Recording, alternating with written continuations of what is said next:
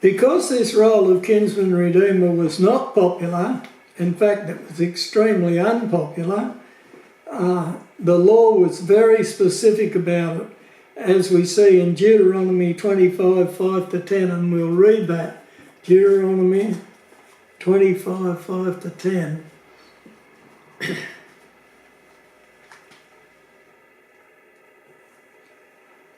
It says, if brethren dwell together, and one of them die and have no child, the wife of the dead shall not marry without unto a stranger. Her husband's brother shall go in unto her, and take her to him to wife, and perform the duty of a husband's brother unto her. And it shall be that the firstborn which she beareth shall succeed in the name of his brother which is dead, that his name be not put out of Israel. And if the man like not to take his brother's wife, then let his brother's wife go up to the gate unto the elders. Now you can imagine him not wanting to do it, and say, my husband's brother refuseth to raise up unto his brother a name in Israel. He will not perform the duty of my husband's brother. Then the elders of the city shall call him, and speak unto him. And if he stand to it and say, I like not to take her, in other words, I refuse, then shall his brother's wife come unto him in the presence of the elders, and loose his shoe from off his foot, and spit in his face, and shall answer and say, so shall it be done unto that man that will not build up his brother's house, and his name shall be called in Israel, the house of him that hath his shoe loosed. Right. Because it's so important, we see that the law is very specific. And here we've got put in place a ceremony regarding the redemption of inheritance. At first, when we first look at it, it would seem to be self-defeating, because we see that the brother, although it causes him public and permanent disgrace, can actually refuse to be a kinsman redeemer. Deuteronomy 25, 8. Then the elders of the city shall call him and speak unto him, and if he stand to it and say, I like not to take her. In other words, he's saying, I refuse. So he can refuse. Well, what about the inheritance now? The law seems to be deficient here, as now the inheritance cannot be passed on. Well, no. If we think that, we have misunderstood the law. If the next of kin refuses the responsibility of redemption and his shoe is loosed, then the next closest relative that qualified is then called upon. Under the law, one's genealogy was very important. It paid to know who you were related to and how closely you were related to them, because it could mean so much within the scope of the law and the social life of Israel. That's why they all kept such a close tab on their genealogy. Everybody knew exactly who they were related to and how closely they were related and where they stood in the line of relationship. When a man died and his inheritance had to be perpetuated, all those who were kinsmen would know that they were in line, and they would also know that someone would have to fulfill the role of kinsman redeemer. Someone would have to. And it wouldn't just be left. You couldn't just refuse and say, well, there you are, I'm not going to do it, and there be no consequences. No, not by a long shot you couldn't do that. And remember, this was all very public indeed. It was done in the gate of the city before the elders. All the people would watch and everybody would know. And if you lived in a particular village and something happened in the gate of the village, that was like blaring it out or putting it on the newspaper. Everybody would know everything about it. And so it was a very important matter. So what would happen is this. A man dies leaving no children. his wife then somehow has to be looked after. And this is the way their social security actually worked. The wife isn't just left destitute, not able to cope and not able to look after herself. His wife calls for a kinsman redeemer. Now, if she's got children, it's much different. The children are obliged to look after their mother. But if she's got no children, she's got nobody to look after her.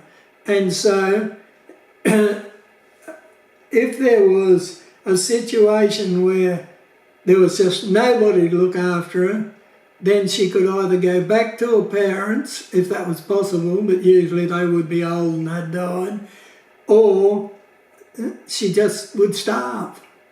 And so she calls for a kinsman redeemer. If the next of kin does not want to be that redeemer, he has a real problem on his hands, doesn't he? To have his shoe loosed is bad enough. That's a public disgrace to him. But to be publicly spat upon was a disgrace that no man wanted. Now, to the Jews, to be spat upon was really something bad. To know that a woman would publicly spit on him was far, far worse for a Jewish man. And then to know that she would spit in his face, Deuteronomy 25:9. Then shall his brother's wife come unto him in the presence of the elders, this is in the gate of the city, and loose his shoe from off his foot, and spit in his face, and shall answer and say, so shall it be done unto the man that will not build up his brother's house. And so she spits in his face. And that really was something that a Jewish man particularly didn't want to happen, especially in public before the elders with all the town looking on. To the Jews to be spat upon was the lowest and most humbling thing that could happen. Numbers 12:14. We'll just have a look at Numbers 12:14. That's an interesting passage. It's talking about Moses and Aaron and Miriam. We see in Numbers 12, Miriam and Aaron spoke against Moses because he had married an Ethiopian woman, and so she was black. And they spoke against him, and they said, yeah, we don't like this woman. And God called them up before him, and he said, I'm not happy with you. I decide what's what. And he said, my servant Moses is not... he said, hear now my words. If there be a prophet among you, I, the Lord, will make myself known unto him in a vision, and will speak unto him in a dream. My servant Moses is not so, who is faithful in all mine house. With him will I speak mouth to mouth, even apparently, and not in dark speeches. And the similitude of the Lord shall he behold. Wherefore then were ye not afraid to speak against my servant Moses? And the anger of the Lord was kindled against them, and he departed. And the cloud departed from off the tabernacle, and behold, Miriam became leprous. She became a leper, white as snow. And Aaron looked upon Miriam, and behold, she was leprous. And Aaron said unto Moses, Alas, my Lord, I beseech thee, lay not the sin upon us, wherein we have done foolishly, and wherein we have sinned. Let her not be as one dead, of whom the flesh is half consumed when he cometh out of his mother's womb. And Moses cried unto the Lord, saying, Heal her now, O God, I beseech thee.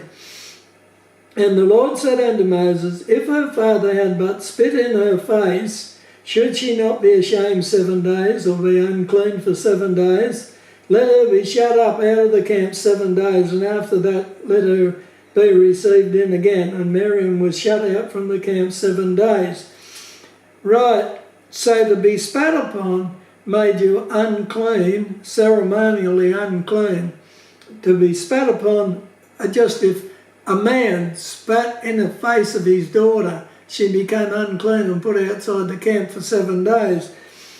To know that a woman would spit on you and spit in your face publicly and make you publicly unclean, it was something a man particularly didn't want.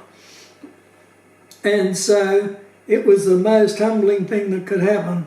For it to be done in public too made it even worse, and done by a woman made it even worse. For it to be done in the gate of the city before the elders made it worse still. So it was a very persuasive thing. Nobody would lightly put themselves in this situation. So what does this kinsman do? Now he knows he's next in line. He calls together those kinsmen who are after him in the line of relationship. And he calls them together and they meet in the gate before the elders. He calls a group of elders, 10 elders together. And they discuss the situation. Now, remember that the Jews know all about each other, and it's usually in a village setting. And so all the kinsmen are expecting this. They say, yes, so-and-so has died and he's left his wife. Now, thank goodness I'm not the one who's next in line. And then the call comes. You're not the next in line, but you're the next to that one.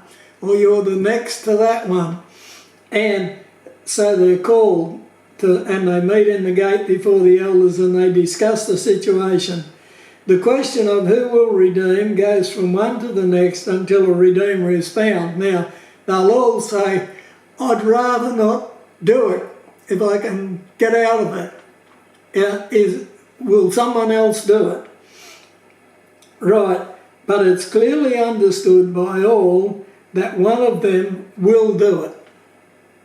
Right? It's clearly understood that one of them will do it.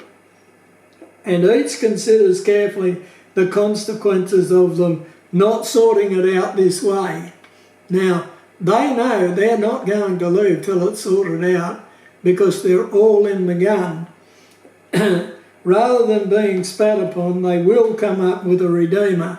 And even though he might be unwilling, he will do it. Right. When it is decided who will do it, the original next of kin, and it mightn't be him, but if it is him, he will take off the shoe off his foot and he will hold it in his hand and say, all right, I'm it. But if it's not him, if it's down the line, somebody else, he'll lose his shoe off his foot and he'll pass it to the next one, he'll pass it to the next one and pass it on until the shoe stops at the one says, yes, I will be the kinsman redeemer, and he retains the shoe. The elders of the city who sit in judgment at the gate will ratify this agreement, and they have to agree with it too. It can't be that somebody's forced to do it who can't do it. They will look and say, down the line there might be somebody who is financially well off and who can do it, and do it much easier than anyone else. And there'll be pressure on him not to pass that shoe on. And if he does, there'll be consequences to him. And the elders will have to ratify this agreement. Once they do ratify it, however, it becomes legally binding in every aspect. Once it's ratified by the elders, there can be no change. That's how it will be, like it or not, that's how it will be.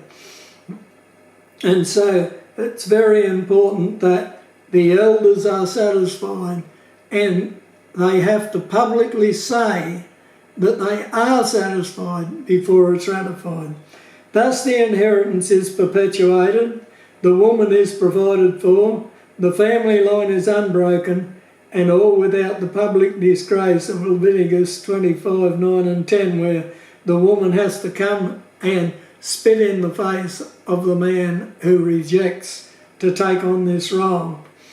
And so we see built into the law this third aspect of redemption, the kinsman redeemer. Very important that we understand it. It's a very important part of the Jewish law, and it's a very important part of the doctrine of redemption. We've looked at the sin offering, and we've seen where that fits in. Our progression took us to look at the Levitical priesthood, and we've fitted that in. Now we've looked at the kinsman redeemer, and we see the theory of it here.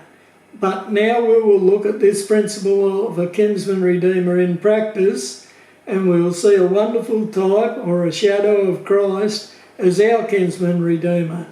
It's the story of Ruth and her kinsman redeemer, and his name is Boaz.